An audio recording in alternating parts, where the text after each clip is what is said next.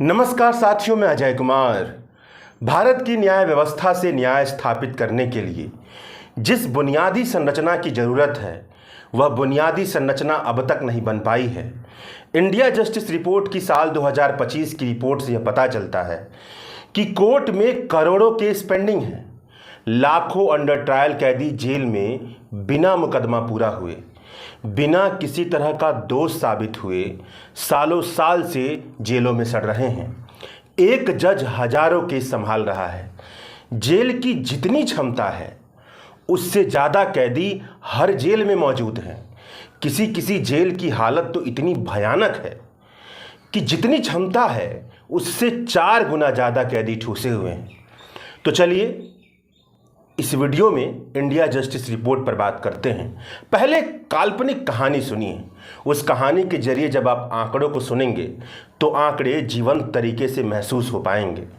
काल्पनिक कहानी यह है कि उमेश कुमार बिहार के बेतिया के किसान हैं। साल 2014 में एक जमीन के झगड़े के चलते उन पर धोखाधड़ी का केस बना। उमेश जी का कहना था कि उन्होंने कुछ गलत नहीं किया है, मगर जिसके साथ झगड़ा था वह मामला लेकर के अदालत में चला गया, कोर्ट चला गया। साल 2025 आ गया है। उमेश कुमार पर लगा आरोप पटना हाई कोर्ट तक पहुंच गया है। मतलब 10 साल हो गए, मगर भारत की न्याय व्यवस्था से उमेश को न्याय नहीं मिल पाया है। उमेश कुमार का केस पेंडिंग है।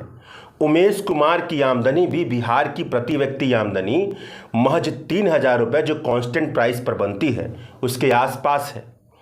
एक केस ने उनकी पूरी जिंदगी को तबाह कर दिया है, उनके परिवार को तबाह कर दिया है, उन्हें तनाव और बदहाली के माहौल में जिंदगी जीने के लिए मजबूर कर दिया है। और इस तरह की जिंदगी केवल उमेश कुमार की नहीं है, लाखों लोगों की है। इंडिया जस्टिस रिपोर्ट 2025 के मुताबिक साल 2024 के अंत तक भारत के सबऑर्डिनेट यानी निचली अदालत और हाई कोर्ट में सिविल और क्रिमिनल मामलों में कुल पेंडिंग मामलों की संख्या तकरीबन 5 करोड़ तक पहुंच गई है। यानी यह संभव है कि अगर किसी मामले में आप आज कोर्ट जाएं तो न्याय अगले 10 साल तक भी ना हो पाए। इंडिया जस्टिस रिपोर्ट 2025 के आंकड़े यह बताते हैं कि 12% केस 10 साल से ज़्यादा समय से लटके हुए हैं। 22% केस 5 से 10 साल से लटके हुए हैं। हाई कोर्ट में 61% जो पेंडिंग केस है औसतन 3 साल से ज़्यादा समय से पेंडिंग है। डिस्ट्रिक्ट कोर्ट में 46% जो पेंडिंग केस है वो 3 साल से ज़्यादा समय से पेंडिंग है। मतलब उमेश कुमार जैसों का मामला इन आंकड़ों का एक जीता जागता उदाहरण है। अब सवाल यह बनता है कि आखिरकार भारतीय justice system, Indian justice system, भारतीय न्याय व्यवस्था में इतनी बड़ी दिक्कत क्यों है? इसके कई सारे जवाब हो सकते हैं, लेकिन उन सारे जवाबों में एक महत्वपूर्ण जवाब यह जरूर होगा कि भारत में जजों की भयंकर कमी है। कमी का मतलब यह है कि न्याय व्यवस्था जिस गति से चलनी चाहिए उस गति से नहीं चल रही है। इंडिया जस्टिस रिपोर्ट का यह आंकड़ा जानकर आप चौंक जाएंगे कि इलाहाबाद और मध्य प्रदेश हाई कोर्ट का एक जज औसतन 15,000 के करीब केस संभाल रहा है। अगर आपने गांव की पंचायत देखी होगी तो शायद आप महसूस कर पाएं कि एक विवाद के कितने तह होते हैं, कितने लेवल होते हैं, कितने स्तर होते हैं। केस की फाइल पर जरूर यह लिखा हो कि जमीन का विवाद है, पति पत्नी को पीट रहा है, घरेलू हिंसा का विवाद है, लेकिन जब तहें खुलती हैं तो घंटों लग जाते हैं। और सोचिए, अगर एक जज 15,000 केस संभाल रहा है तो वह कैसे काम करता होगा। उत्तर प्रदेश और मध्य प्रदेश के अलावा अगर ज़्यादातर बड़े राज्यों के हाई कोर्ट की बात की जाए तो एक जज औसतन 1,000 केस संभालता है। डिस्ट्रिक्ट कोर्ट की हालत तो और खराब है। डिस्ट्रिक्ट कोर्ट में एक जज औसतन 2200 केस संभालता है। और उत्तर प्रदेश जैसे राज्य में जहां की सरकार लॉ एंड ऑर्डर की थाली पीटती रहती है वहां एक जज औसतन 4300 से ज़्यादा केस संभाल रहा है। अब बताइए, अगर एक जज के पास इतना ज़्यादा काम है तो उमेश कुमार जैसे लोगों का केस सालों साल पेंडिंग रहेगा कि नहीं? भले ही जज बहुत ही ज़्यादा ईमानदार और बहुत ही ज़्यादा मेहनती क्यों ना हो, अब उनकी भी सुन लीजिए जो जेल में बंद पड़े हैं। इंडिया जस्टिस रिपोर्ट के मुताबिक भारत के जेलों में बंद लोगों की संख्या 5,70,000 तक पहुंच गई है और मौजूदा वक्त में जेल पहले से ज़्यादा भरे हुए हैं।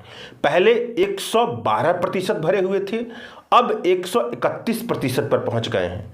अंडर ट्रायल यानी विचाराधीन, यानी जिनका मुकदमा कोर्ट में चल रहा है, जिन्हें अभी तक दोषी करार नहीं दिया गया है, उनकी संख्या जेल में बंद कुल कैदियों के बीच 76% है। इनमें तकरीबन 22% ऐसे कैदी हैं जो 1 से 3 साल की जेल काट चुके हैं, मगर अभी तक उनके केस में कोई फैसला नहीं आया है। अंडर ट्रायल कैदियों की संख्या जेल में घटने की बजाय बढ़ती जा रही है। देश में 12 जेल तो ऐसे हैं जो अपनी क्षमता से, अपनी कैपेसिटी से 4 गुना ज़्यादा कैदी लेकर के चल रहे हैं। मतलब अगर उमेश के जमीन विवाद में आरोप धोखाधड़ी के बदले मर्डर का होता, यानी मामला सिविल की बजाय क्रिमिनल होता, तो यह भी मुमकिन है कि उमेश कुमार 10 साल से अंडर ट्रायल कैदियों की तरह जेल में बंद होते, न्याय के इंतजार में कैदी बनकर जिंदगी काट रहे होते। तो अब सवाल यह बनता है कि क्या भारत में उतने जज हैं जितने जज होने चाहिए? इंडिया जस्टिस रिपोर्ट कहती है कि supreme court, high court, district court, इन तीनों लेवल के कोर्ट को अगर मिला दिया जाए तो भारत में कुल जजों की जो सैंक्शन पोस्ट है वह 26,927 बनती है। इसमें से 21,285 पद पर जज मौजूद हैं, बाकी पद खाली हैं। जबकि साल 1987 के बाद से लेकर अब तक किसी तरह का नया मानक तैयार नहीं हुआ है जो यह बताए कि जजों की कितनी संख्या होनी चाहिए। साल 1987 की लॉ कमीशन की रिपोर्ट ने यह रिपोर्ट दी थी कि भारत में हर 10 लाख की आबादी पर कम से कम 50 जज होने चाहिए, मगर हकीकत यह है कि मौजूदा वक्त में भारत के हर 10 लाख की आबादी पर केवल 15 जज हैं। अगर खाली पड़े पदों को भर भी दिया जाए तो जजों की संख्या 10 लाख की आबादी पर केवल 19 होती है, यानी हर 10 लाख की आबादी पर जितने जज हैं उससे तकरीबन 3 गुना ज़्यादा जजों की जरूरत है। मतलब उमेश जैसे हजारों लोग न्याय के इंतजार में इसीलिए खड़े हैं क्योंकि हमारी न्यायिक व्यवस्था में जजों की संख्या बहुत ज़्यादा कम है। इन सारी जानकारियों को सुनने के बावजूद कोई यह भी कह सकता है कि भारत के न्याय व्यवस्था में भ्रष्टाचार बहुत बड़ी परेशानी है। जजों की संख्या चाहे जितनी भी बढ़ा दीजिए, न्यायिक व्यवस्था की बुनियादी संरचनाओं जैसे जितनी भी बेहतर कर दीजिए, इसका कोई फायदा नहीं होगा क्योंकि भ्रष्टाचार बहुत ज़्यादा है। इस तरह के सवालों में सच्चाई है और जो गुस्से में है इस तरह के सवालों को लेकर के वो बिल्कुल सही कह रहे हैं। भारत की न्यायिक व्यवस्था में भ्रष्टाचार इतनी बड़ी समस्या है कि न्यायपालिका के प्रति भारत की बहुत बड़ी आबादी में अब भी भरोसे की भावना नहीं है। लेकिन सही और पर्याप्त बुनियादी संरचना न हो, मतलब जजों की संख्या पर्याप्त न हो, बहुत जल्दी न्याय न मिले, तो इससे भ्रष्टाचार की संभावना और ज़्यादा बढ़ जाती है। तो भ्रष्टाचार को कम करने के लिए जरूरी है कि कार्यपालिका, विधायिका और न्यायपालिका के बीच सबसे महत्वपूर्ण हिस्सा न्यायपालिका की बुनियादी संरचना इतनी मजबूत हो कि लगे कि कम से कम न्यायिक व्यवस्था में ऐसी स्थिति तो है कि न्याय के साथ ज़्यादा छेड़छाड़ नहीं होगी। अब दूसरी खबर पर बात कर लेते हैं। द वायर के हिंदी वेबसाइट पर राइट टू इंफॉर्मेशन के तहत मिली जानकारी के आधार पर उत्तर प्रदेश के अनऑर्गेनाइज्ड सेक्टर में काम करने वाले मजदूरों के बारे में एक जोरदार खबर छपी है। पत्रकार हरेराम मिश्रा ने सूचना के अधिकार के तहत उत्तर प्रदेश के असंगठित क्षेत्र के मजदूरों के बारे में ऐसी जानकारी सार्वजनिक की है जो साबित करती है कि अगर योगी आदित्यनाथ जैसे नेता और जो भाजपा का पूरा कुनबा है वह हिंदू मुस्लिम नफरत फैलाकर लोगों को गुमराह ना करे, लोगों को भटकाए ना, तो उनके विकास के जितने दावे हैं उनकी सारी की सारी पोल खुल जाए। पत्रकार हरेराम मिश्रा ने सूचना के अधिकार के तहत उत्तर प्रदेश के सामाजिक सुरक्षा बोर्ड से पिछले 4 सालों में असंगठित मजदूरों के लिए योजनाओं और उन पर खर्च का हिसाब किताब मांगा था। अपनी याचिका में पूछा था, कई सारे सवाल पूछे थे, जिसमें एक सवाल यह था कि वित्त वर्ष 2021-22 से लेकर के वित्त वर्ष 2024-25 तक उत्तर प्रदेश की सरकार ने असंगठित क्षेत्र के मजदूरों के लिए कितना बजट किस योजना के तहत स्वीकृत किया और उस बजट का कितना हिस्सा खर्च हुआ। जिसके जवाब में बोर्ड ने बताया कि उत्तर प्रदेश की सरकार ने पहले 3 वर्षों में प्रति वर्ष 112 करोड़ रुपए और 2024-25 में 92 करोड़ रुपए विभिन्न योजनाओं के लिए आवंटित किए। मतलब पिछले 4 साल में 425 करोड़ के आसपास असंगठित क्षेत्र के मजदूरों के लिए धनराशि आवंटित की गई, लेकिन इस धनराशि को खर्च नहीं किया जा सका क्योंकि असंगठित क्षेत्र के मजदूरों के लिए राज्य सरकार कोई भी योजना संचालित नहीं कर रही थी। मतलब उत्तर प्रदेश की सरकार ने असंगठित क्षेत्र के मजदूरों के लिए पिछले 4 साल में न तो कोई योजना संचालित की है और न ही 1 पैसा खर्च किया है। मतलब 425 करोड़ का आवंटन हो गया और खर्च चवन्नी भी नहीं हुई। जबकि असंगठित क्षेत्र के मजदूरों के अंतर्गत वह मजदूर आते हैं जिनके पास न तो कोई रोजगार का कॉन्ट्रैक्ट होता है, न ही कोई सोशल सिक्योरिटी बेनिफिट की योजना होती है। भारत के टोटल वर्कफोर्स का 90% वर्कफोर्स, मतलब जितने काम करने वाले लोग हैं उनमें 90% काम करने वाले लोग असंगठित क्षेत्र में ही काम करते हैं। उत्तर प्रदेश में इनकी संख्या 8.5 करोड़ के आसपास बनती है।